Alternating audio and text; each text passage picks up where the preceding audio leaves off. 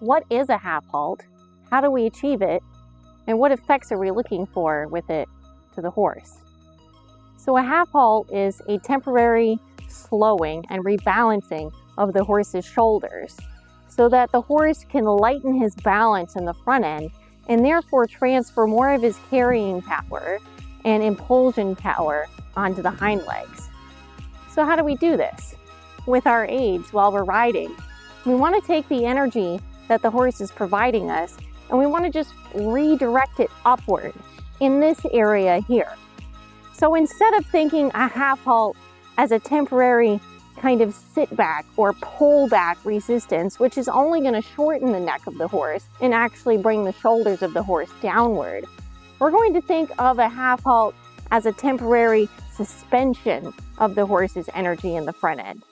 So with our seat, we want to think about doing a little rotation in our pelvis, which will actually bring the front end of our pelvis up off of the saddle. So we're actually giving space for the horse's spine to lift up into our seat and up into the saddle.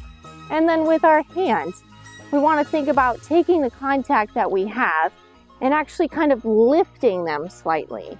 And you can give a little resistance around the rein as you lift it, but you do not want to think of taking it backwards or taking it downwards.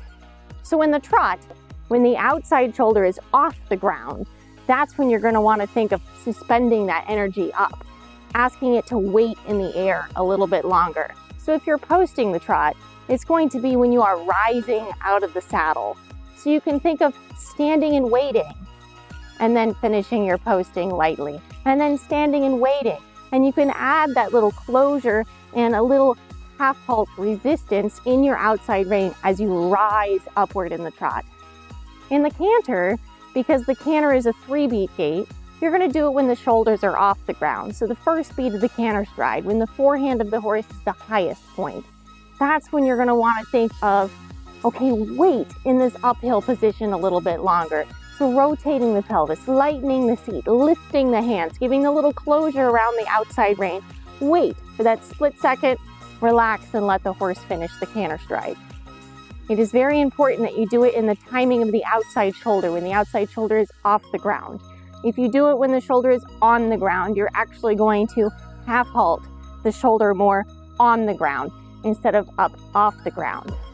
Try it and see if it makes for a lighter, rounder, more balanced horse.